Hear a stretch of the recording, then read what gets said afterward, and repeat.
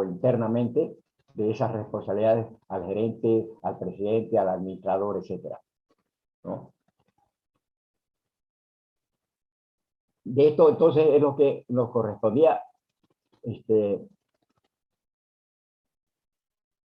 concluir para nuestro segundo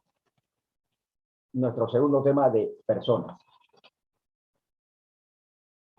Vamos a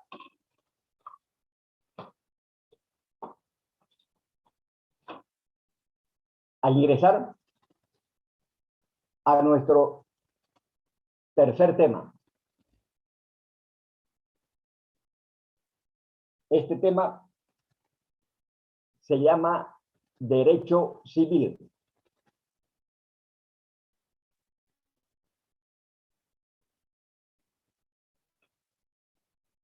Vamos cada vez más yendo hasta el centro de nuestra materia.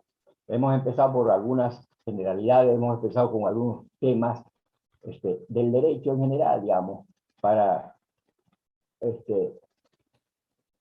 involucrarnos de a poco, digamos, en los temas centrales. Pues hemos empezado por hablar del derecho en general, digamos, ¿no? Para que tengamos una idea de para qué sirve el derecho, digamos, de qué se ocupa el derecho, digamos, cuál es la finalidad del derecho, cuál es el objeto del derecho, ¿no? Y hemos anunciado, hemos dicho de que el derecho se encarga de las relaciones de las personas en la sociedad. Simple. Son normas que están para regular nuestras relaciones de cualquier naturaleza. Relaciones comerciales, relaciones civiles, relaciones agrarias, relaciones familiares, etc. Pero ese es el encargo que tiene el derecho en nuestra sociedad, regular nuestras relaciones. Ya dije que si no hubiera quien regule nuestras relaciones, nos estuviéramos todavía comiendo entre nosotros. En ese tiempo de la antropofagia no hubiera terminado todavía, ¿no? Pero el derecho ha logrado un orden, una armonía en la sociedad para poder avanzar. De eso hicimos el primer tema, ¿no es verdad? Para irnos involucrando, como le dije. Y después hemos visto este tema que acabamos de terminar, el tema de personas, ya una situación, digamos, ya más del derecho, del sujeto del derecho, que somos nosotros, que somos las personas físicas o jurídicas, somos los sujetos del derecho. A nosotros se nos dirige ese derecho. Y para eso vamos a encontrar el tema de las personas. Parecía que personas, somos todos, en realidad personas, digamos, humanas somos todos, pero no personas para el derecho, digamos, ¿no? Porque las personas para el derecho, digamos, tienen que reunir ciertos requisitos, ¿no? Personas o entes susceptibles de adquirir derechos y contraer obligaciones. A veces tenemos derechos, pero no podemos ejercer esos derechos por sí mismos, digamos. Y si no podemos también, nuestras obligaciones también, digamos, no se pueden expresar, digamos, y se expresan a través de otras personas, digamos, nuestros tutores, nuestros apoderados, nuestros padres. Bien, de eso entonces estuvimos hablando y de la cantidad de clases de personas que hemos encontrado, digamos, ¿no? Personas de carácter público y de carácter privado. Bien, hoy vamos a entrar, digamos, a lo más central del derecho, a eso que nos concierne a todos nosotros, por ser simplemente personas. Los derechos civiles de las personas que se hablan en todo el mundo sobre los derechos civiles, que no pueden ser violentados los derechos civiles de las personas. Entonces, de estos derechos vamos a hablar. El derecho civil es de gran importancia y lo vemos así a simple vista cuando hablamos del Código Civil. Una gran parte del Código Civil tiene que ver con esos derechos de las personas, ¿no? Enorme, voluminoso, desde el punto de vista de la estructura material de ese derecho que se presenta a través de nuestras normas, de nuestros códigos.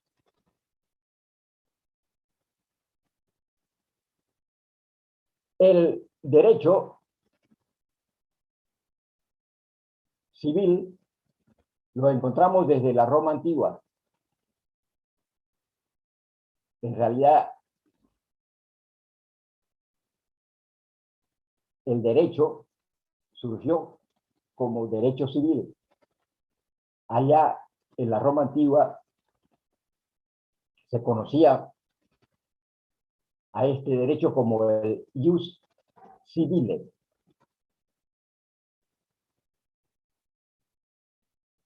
Que era el conjunto de reglas y resoluciones prácticas de los jurisconsultos.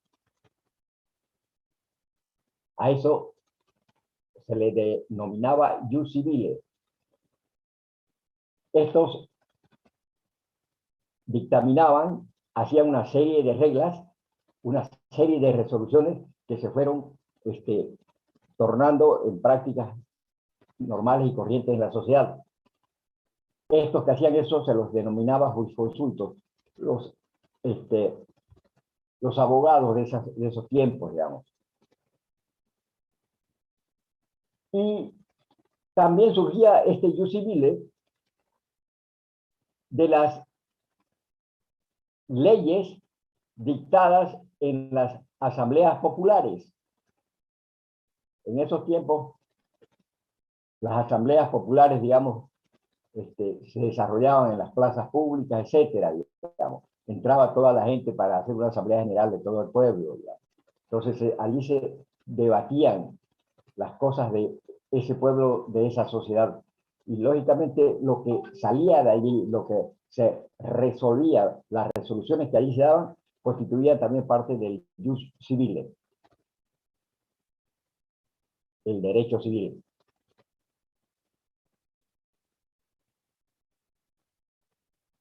¿Por qué es importante el derecho civil? ¿Por qué difiere mucho este derecho civil del derecho, por ejemplo, público? Porque este derecho tiene en su contenido ese principio tan importante que se llama de la autonomía de la voluntad.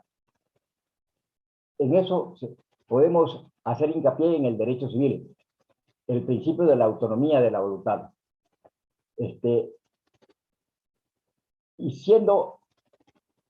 Y reconociéndose ese derecho, ese principio de la autonomía de la voluntad, pues vamos a decir que el derecho civil es el derecho privado por excelencia. El derecho civil es el derecho privado, el derecho de todas las personas desde el punto de vista particular, desde el punto de vista privado de las personas. Por eso es importante. Y allí están establecidos esos derechos de las personas, tantísimos derechos nuestros como personas. Hablando así con más propiedad técnicamente, el derecho civil se encarga de regular los aspectos concernientes a la personalidad y capacidad individual. Personalidad y capacidad individual. Por eso, del derecho de la autonomía de la voluntad, del principio de la autonomía de la voluntad. También denominado derecho de las personas, personalidad y capacidad individual, que tiene que ver con el derecho de las personas. Reglamentar la familia. De hecho, de eso se ha encargado el derecho civil. Hasta que la familia, el derecho de familia se ha formado un solo cuerpo y hoy se conoce como el derecho de familia. Ya usted involucra el matrimonio, la paternidad, la filiación y el parentesco en general. A esto se denomina derecho de familia. También comprende el derecho de las cosas o derechos reales, derecho de las cosas. De eso se encarga también el derecho civil. Que rige la propiedad y los más derechos sobre los bienes, propiedad inmueble, propiedad mueble, etc. También se encarga el derecho civil de el derecho sucesorio, de los testamentos, de las herencias, etc. Y de esa importante parte de este derecho que se llama obligaciones. Las obligaciones, todos en esta sociedad estamos en diferente grado con obligaciones en la sociedad, en mayor o menor grado, por supuesto. En las obligaciones se estudia los contratos, una importante rama del derecho civil como los contratos que proviene del derecho de las obligaciones.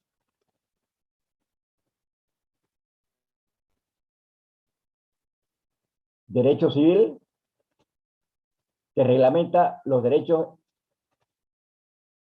también denominados extrapatrimoniales y derechos patrimoniales.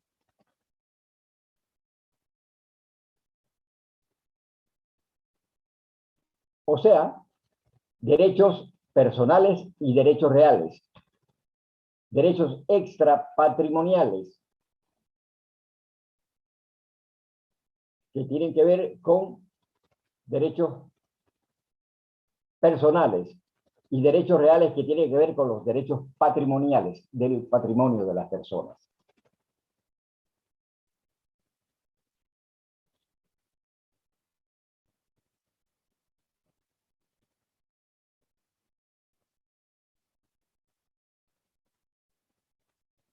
A nosotros, para nuestra materia, nos interesan de esto que acabamos de ver, de extrapatrimoniales, de patrimoniales, etcétera, solo nos va a interesar una parte de estos derechos, como son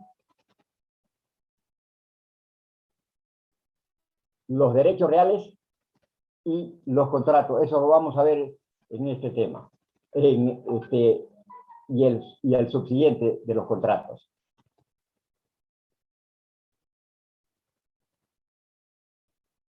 No vamos a encargarnos de derechos sucesorios, de derechos de familia, etcétera.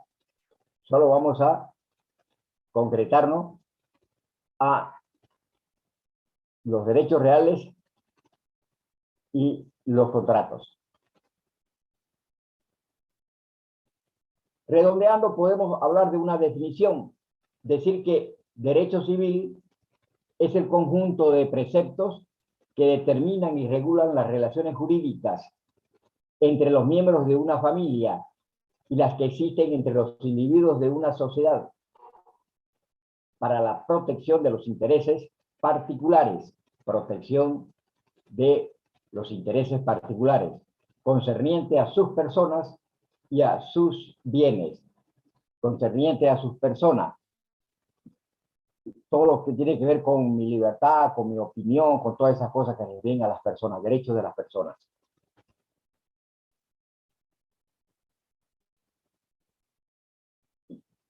Dentro de eso, entonces, vamos a hablar de los derechos reales y de los contratos.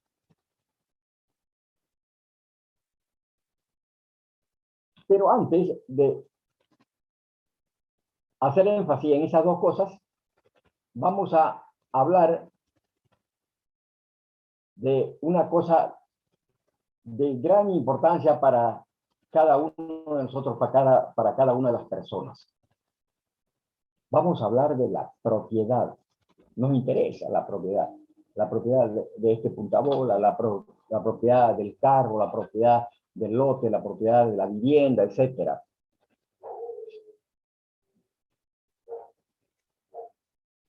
Es importante este tema de la propiedad porque el Estado le ha asignado a través de las normas civiles, a través, por ejemplo, en nuestro caso del Código Civil, gran importancia, un volumen enorme para la propiedad.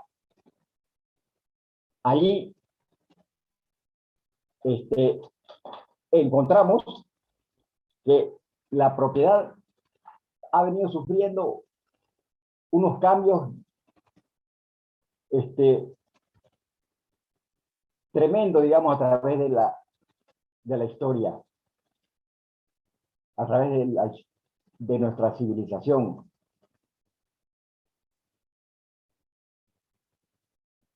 Hasta llegar a nuestros días a concretar un tipo de propiedad con características importantes.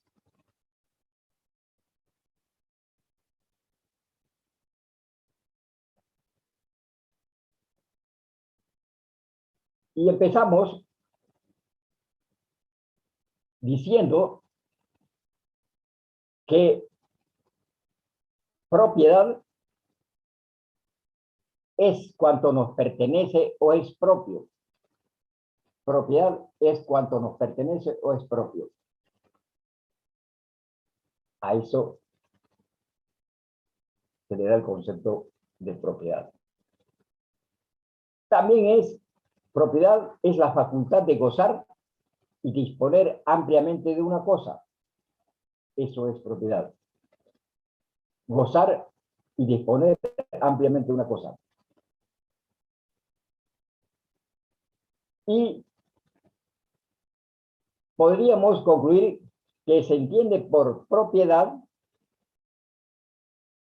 el derecho real, en virtud del cual una cosa se encuentra sometida a la voluntad y a la acción de una persona. A la voluntad y la acción de una persona. Por eso hablamos de el principio de la autonomía de la voluntad. Entonces, estos son los variados conceptos que tenemos sobre la propiedad. Propiedad es cuanto nos pertenece o es propio. O también es la facultad de gozar y disponer ampliamente de una cosa. Por último, propiedad, el derecho real en virtud del cual una cosa se encuentra sometida a la voluntad y la acción de una persona.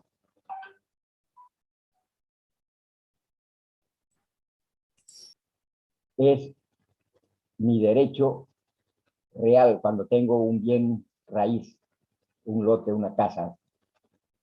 Ahí hay un derecho real. El derecho real no es la cosa ni es la persona, es ese vínculo jurídico que existe entre una cosa y la persona.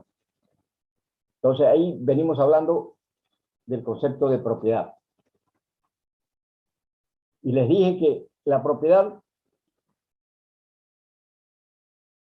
ha variado a través del tiempo, es ese concepto de propiedad. Así tenemos que en un principio la propiedad ha sido colectiva en los inicios de nuestra civilización, en los inicios de nuestra humanidad. En los tiempos primitivos, digamos, la propiedad fue colectiva, pues todos los bienes pertenecían al conjunto, a la tribu, al clan, ¿no? Al clan y después a la tribu, si ustedes quieren. No era de una persona, de cualquier persona, de unas 15, 20, 50, no era de todo el clan, era de toda la tribu.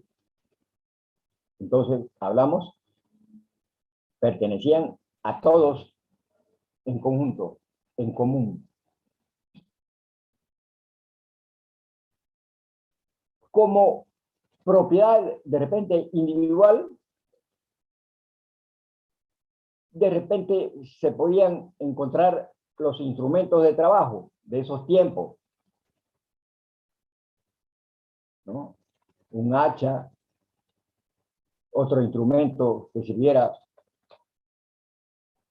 para los sembradíos, etcétera. También algunos objetos,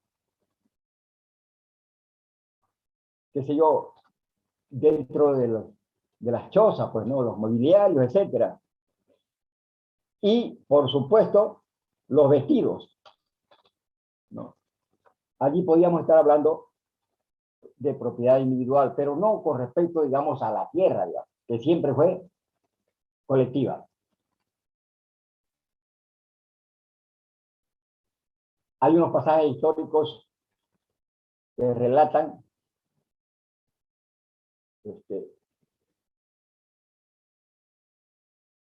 una especie de novela, El rapto de las Sabinas, en donde se habla de que un grupo de hombres se fue hacia otro campamento, hacia otra tribu, y se robó a toditas las mujeres, o a la gran mayoría de las mujeres, porque carecían de mujeres acá en su clan. ¿Qué les parece? Iban y las traían no para cada uno, sino para todos en conjunto. Esto, podríamos estar hablando de esos tiempos del matriarcado o del patriarcado, que podría estar para un lado o para el otro con respecto a esas propiedades colectivas de las que hablamos. Pero en general, esa propiedad colectiva está asignada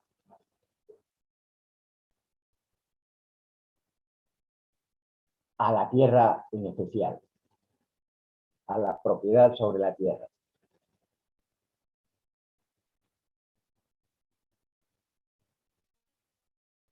Pero por mucho tiempo, la tierra quedó de propiedad del clan.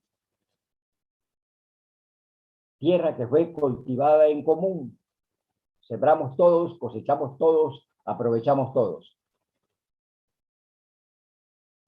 Luego se pasó a la división temporal, ¿ya? Entre las familias.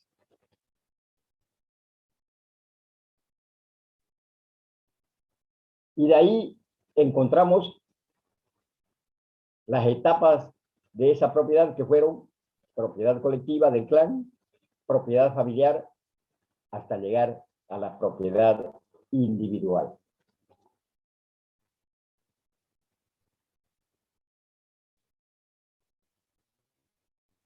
¿Quién era el titular de esas propiedades en el clan familiar? Pues lo que se conoce como el pater familias. Eso de repente ustedes han debido pasar así en el ciclo medio, intermedio, no me acuerdo.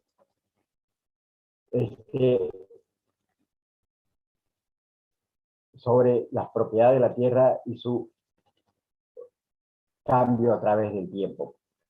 El pater familia entonces él era el dueño de la tierra, ¿no?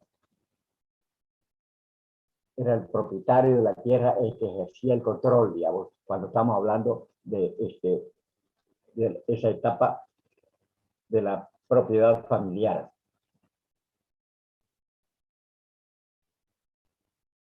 Él disponía de ese bien, el pater familia. Pues, analizando así más concretamente la evolución de la propiedad, vamos a ver que en las distintas etapas ha tenido sus propias características. sin, sin descuidar que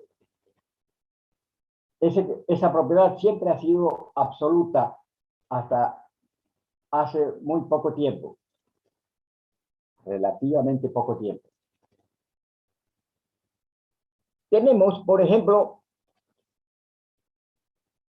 a la propiedad en la etapa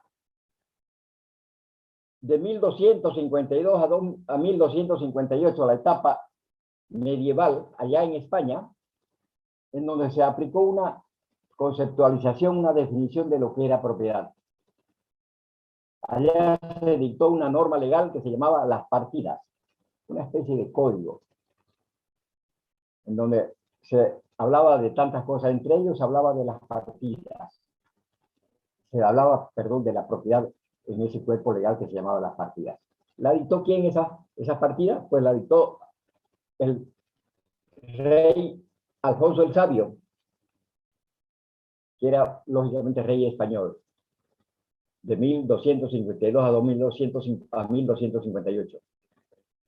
En las partidas, en esa norma legal, se decía que la propiedad es el señorío o poder que el hombre tiene sobre una cosa suya para hacer de ella lo que quiera, según Dios y según fuero, un fuero.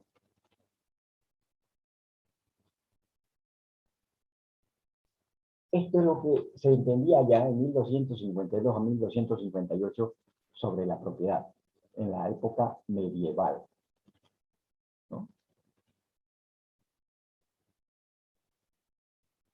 Antes, por supuesto, de ingresar, ¿no?, a la etapa capitalista, a la etapa de la revolución industrial.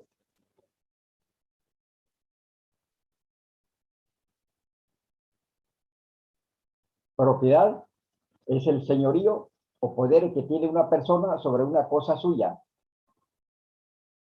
para hacer de ella lo que quiera según Dios y según fuero. ¿Qué nos decía esa definición de propiedad? Que la propiedad era absoluta, el concepto absoluto de la propiedad.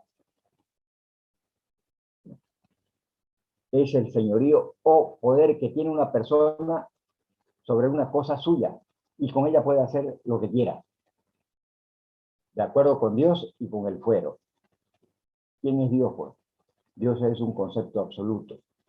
Dios es omnipresente, no es omnipotente, etcétera. Digamos, esos son conceptos absolutos. Entonces, se acomodaba a lo que se tenía que entender por propiedad, poder hacer lo que uno quiera, según Dios, pero también según el fuero. ¿Qué es el fuero? Siempre en nuestras sociedades de tiempos antiguos ha existido el fuero, que es un privilegio que ostentaban determinadas personas, determinadas autoridades. Los reyes, por supuesto, no, las clases aristocráticas, los militares, los clérigos, digamos, tenían privilegios, tenían fuero. Entonces, había que preguntarle a Dios y a los que tenían fuero, digamos, sobre la propiedad. Y le iban a decir que uno podía hacer y deshacer con lo que era de uno, sin restricción de ninguna naturaleza. Esto en la época, les repito, medieval. Pero mucho antes, allá donde nació el derecho, ¿se acuerdan, no? Allí donde nació el derecho, allá en Roma, también se tenía un concepto de la propiedad, ¿no? Allí la propiedad también era un derecho absoluto. Y si alguien quería restringir este derecho enorme, absoluto, se entendía que estaba atentando contra la persona, contra el derecho de su propiedad. Porque restringir la propiedad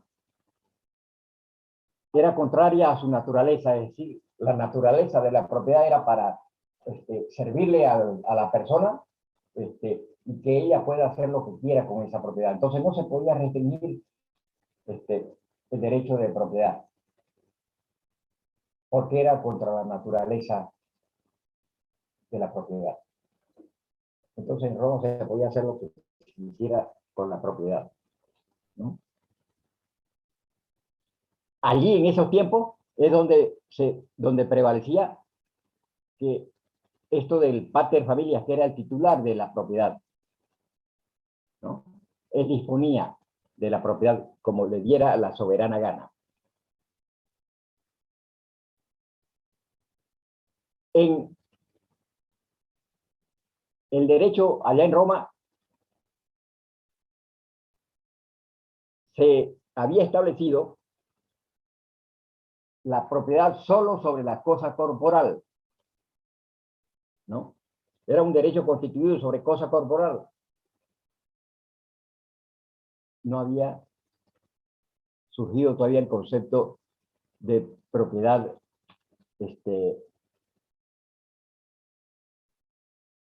abstracta, de propiedad ideal, ¿no? Y solo se refería a la propiedad desde el punto de vista corporal. Uno era propietario de cosas corporales, la casa, los muebles, la vivienda, etcétera, digamos. Y allí no existía todavía el concepto de derecho de autor, derechos sobre las patentes, que son unos derechos ideales, abstractos, ¿no? Derechos pero abstractos, no corporales. Entonces allá se podía definir a la propiedad como un derecho sobre cosas corporales. De estas cosas corporales podrían hacer la facultad de disponer libremente de esa propiedad, de percibir sus frutos, de usar, de abusar, de reivindicarla y de enajenarla. Algunos conceptos que hoy permanecen en nuestro derecho de propiedad en nuestros tiempos, ¿no? El derecho de propiedad nos permitía disponer libremente de ella, en este caso, con el derecho absoluto sobre ella. También con ese derecho de propiedad podíamos percibir sus frutos, ¿no? Podíamos usar la propiedad, por supuesto, si se podía disponer libremente de ella, por supuesto, abusar de la propiedad, reivindicarla y enajenarla. Reivindicarla y enajenarla están presentes en nuestra actual legislación sobre la propiedad, ¿no es verdad? Pero ya se ha descartado eso de abusar. Allí en Roma se llamaba eso el jus abutendi, derecho de abusar. Se la denominaba también el jus vindicandi, el derecho de reivindicar. Que se trasladaron hasta nuestros derechos a excepción de este principio del derecho de abusar. Use pero no abuse, ¿no? Se dice, han escuchado eso, ¿no?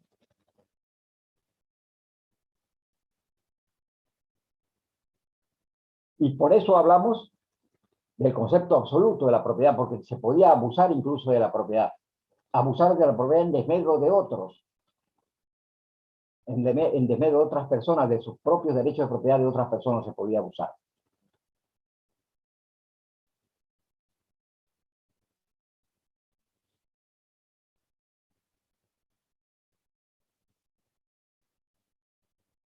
Cuando hablamos de la propiedad sobre una cosa, tenemos que manifestar de que la propiedad de esa cosa nos da derecho sobre todo lo que ésta produce y sobre todo lo que se incorpora accesoriamente.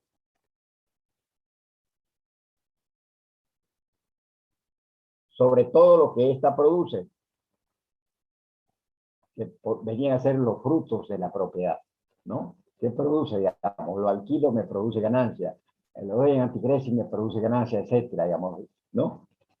todo lo que produce esa propiedad y sobre todo lo que se incorpora accesoriamente. Hay bienes, hay cosas que vienen de accesorios y que cumplen una función en nuestra propiedad, que vienen accesoriamente a la cosa principal, al bien principal. A eso se llama derecho accesorio, ¿no? Y este derecho accesorio puede ser por obra de la naturaleza o por obra de las propias manos de la persona. La naturaleza nos puede proporcionar por determinadas situaciones. Voy a hacer más grande mi propiedad, se va a producir un agrandamiento de mi propiedad, por ejemplo, cuando se desprenden de alguna parte porciones de terreno y se vienen y se acumulan a mi propiedad. No, eso es obra de la naturaleza. Pero vamos a ver un poquito de eso en tema de accesión, ¿ya? Entonces, pueden ser por obra de la naturaleza, por obra de nuestras propias manos o de manera mixta.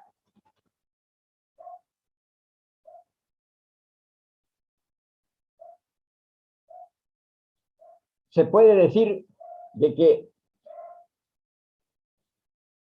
antes del establecimiento de las leyes, antes de que surgieran las leyes, cuando no estaban nuestras normas legales, la persona no tenía sobre las cosas que ocupaba más derecho que el de la fuerza, con que las defendía, las tomaba por la fuerza y conservaba el derecho con la posesión que tenía, ¿verdad? Entonces, y las conservaba, por supuesto, que a eso ya se le va a dar la categoría de posesión. Por ello, se habla de que las cosas se adquirían por la ocupación y se conservaban por la posesión, antes del establecimiento de nuestras leyes. Seguramente, antes del propio Estado, digamos, en los tiempos primitivos, digamos, de las sociedades tribales, ¿no? Alguien quería una propiedad, quería alguna cosa, quería de repente un caballo, no era de él, iba y lo traía a la fuerza, se lo quitaba al otro y uno no se lo podía quitar por la fuerza. Así se adquiría la propiedad. Si el otro volvía con 10, 5, 10, 15 personas y se lo volvía a quitar, bueno, se tornaba el propietario otra vez por la fuerza.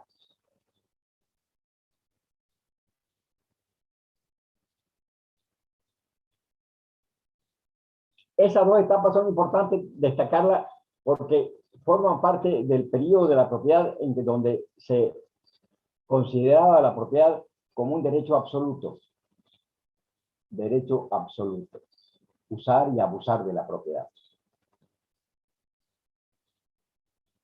Pero, lógicamente, la propiedad y el concepto de derecho de propiedad va a tener que sufrir cambios a través del tiempo, a través del advenimiento de nuevas formas de convivencia, del surgimiento de sociedades distintas, digamos, porque van evolucionando, eso es imparable.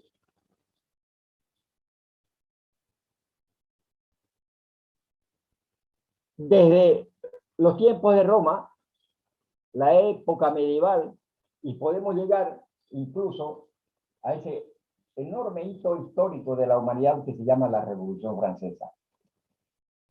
Llegar hasta ahí y todavía el concepto de propiedad era absoluto. Hacer lo que quiera uno con su propiedad.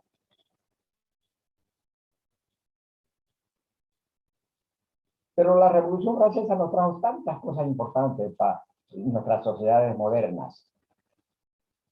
Sobre todo allí vamos a encontrar el concepto de la democracia con la Revolución Francesa. Vamos a encontrar el concepto de libertad, una de las cosas más importantes del ser humano, la libertad. ¿Se acuerdan ustedes de esos gritos de guerra de la Revolución Francesa? Libertad, legalidad y fraternidad. Todo eso nos legó la Revolución Francesa.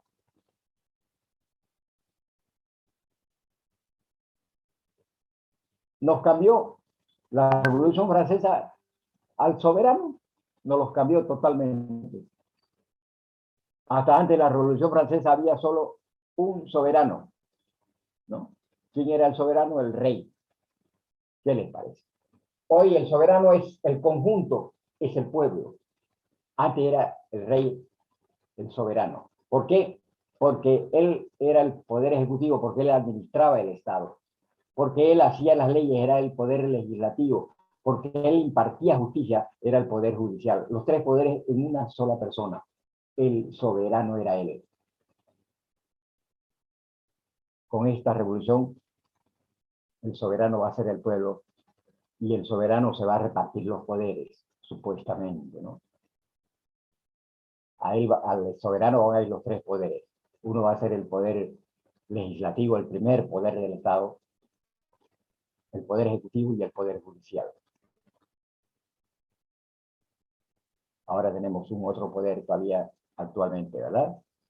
Es el poder electoral. Bien,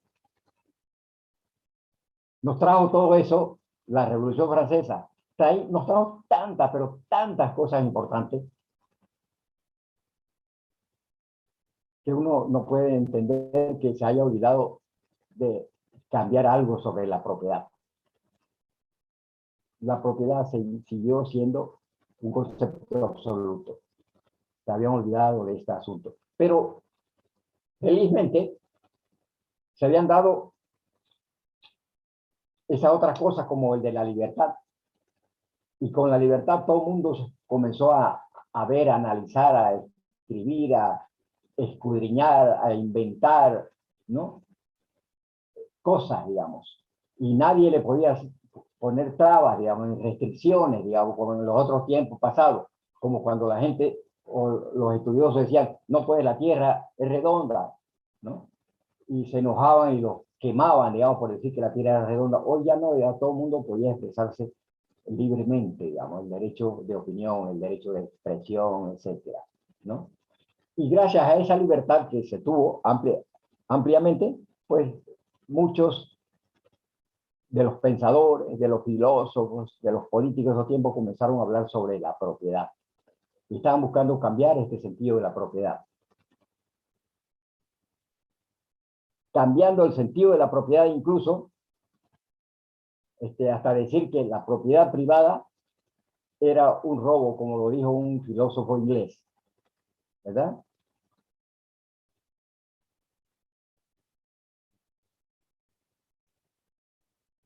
Y paulatinamente el concepto de propiedad va a ir cambiando, va a ir variando.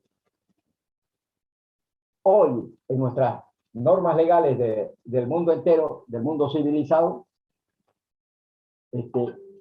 la propiedad ha cambiado. Y sobre todo el concepto de la propiedad de tipo privado, porque hay distintas clases de propiedad. En nuestro país, por ejemplo, hay una propiedad comunitaria, no, hay una propiedad colectiva, hay una propiedad privada, etcétera, una propiedad individual. Entonces, el concepto de propiedad individual cambió. Ya no se puede abusar de la propiedad. Entonces, nuestra constitución política del Estado y nuestras normas legales dicen se garantiza la propiedad privada siempre y cuando cumpla una función social, siempre y cuando no perjudique al bien colectivo. Entonces, hay una condición para garantizar la propiedad privada, sobre todo la propiedad privada sobre la tierra, siempre y cuando cumpla una función social. Entonces, cuando cumple la función social, la propiedad privada, pues, goza de buena salud y es respetada por el derecho, por la sociedad. Y para eso el Estado dicta normas, digamos, de cómo se debe ejercitar la propiedad en nuestro país. Entonces, el Código Civil nos habla de esa propiedad, de la propiedad urbana, de la propiedad rural. ¿Cómo se ejercita la propiedad rural, digamos? La propiedad rural tiene un objetivo, producir alimentos. Pues. Entonces, quien no la haga trabajar la tierra no está cumpliendo con la función social. Cuando en la propiedad urbana, digamos, la gente no construye sobre su propiedad, no hace trabajo allí, digamos, en la propiedad, pues esto está cumpliendo su función social. ¿No?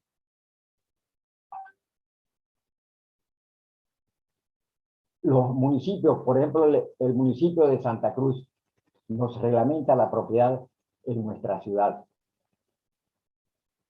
Nos dice dónde podemos poner una industria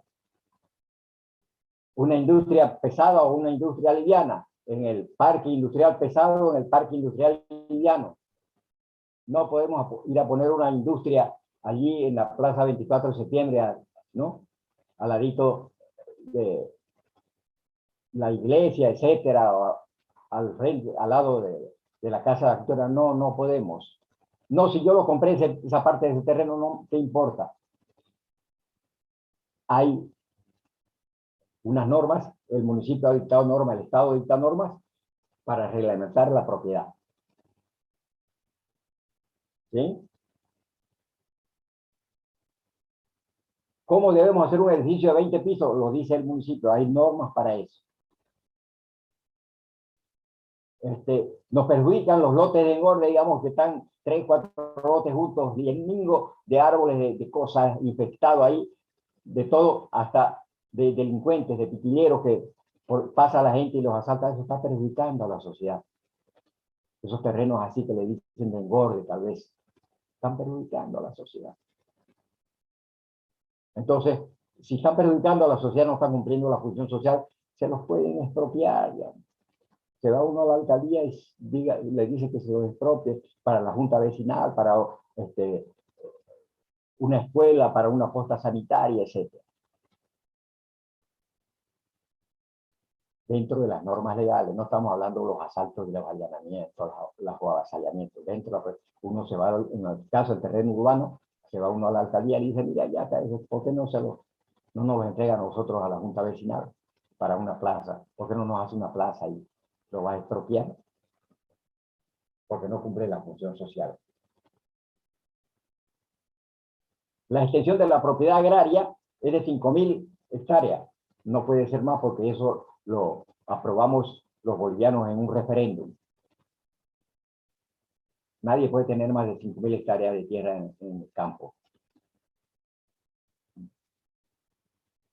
Porque nos propusieron de cuánto quieren que sea, de 1.000, de 10.000, de 20.000, de 30.000, de 5.000. El referéndum dijo que sea de 5.000 y eso se puso, digamos, en las normas legales.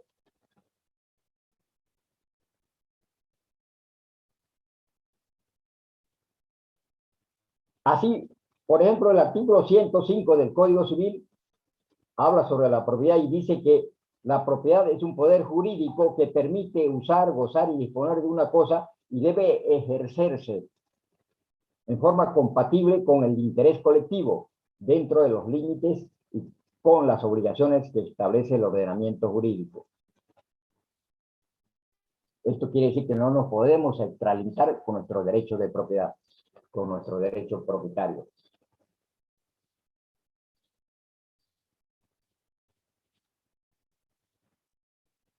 Entonces, ¿cómo adquirimos la propiedad? ¿Cómo se adquiere la propiedad? Sabemos algunos, ¿no? O todos sabemos cómo adquirimos nuestra propiedad. ¿Nos los ñarpeamos, nos los robamos? No. ¿No? Eso es ilegal, digamos. ¿Cómo adquirimos la propiedad? Con eso que se llaman los modos de adquirir la propiedad. Un modo de adquirir normalmente la propiedad es cuando compramos la propiedad. Una cosa simple, sencilla, digamos, comprar la propiedad. Es un modo de adquirir la propiedad. ¿Cómo adquiero también la propiedad por otro modo? Por la herencia. Nuestros padres se mueren y queda la herencia. Lo adquirimos normalmente por herencia.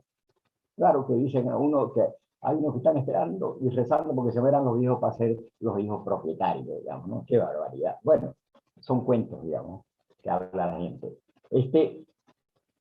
Modos normales y corrientes por compra y por herencia testamentaria o lo que sea.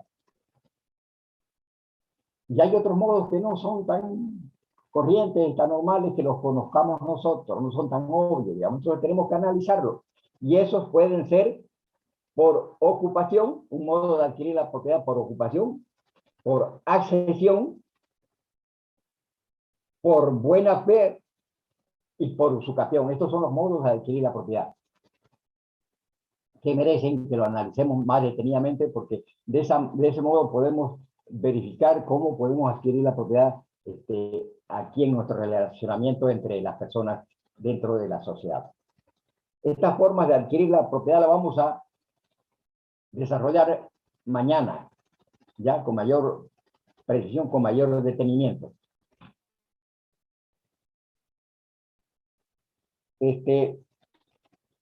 Allí vamos a hablar sobre los modos de adquirir la propiedad que no sean por compra y por herencia.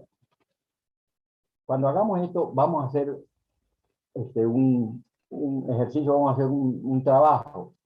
Allí vamos a empezar a trabajar los grupos, ¿ya? Para que podamos hacer un análisis de lo que dicen nuestras normas legales, qué sé yo, el Código Civil, que dice sobre la propiedad y cómo se establece los derechos y las obligaciones sobre la propiedad de acuerdo con lo que dice el Código de Urbanismo y Obras de nuestro municipio. ¿Ya? Lo vamos a dejar ahí, jóvenes, hasta mañana, ¿no? ¿Mañana nuestra clase? Sí, ¿no? Es mañana nuestra clase, a las 7 de la mañana. Sí, a las 9:15, ingeniero. A las 9:15, muy bien. Entonces, hasta mañana a las 7, jóvenes. Muy bien. 9:15. Hasta luego, jóvenes. Que les vaya bien.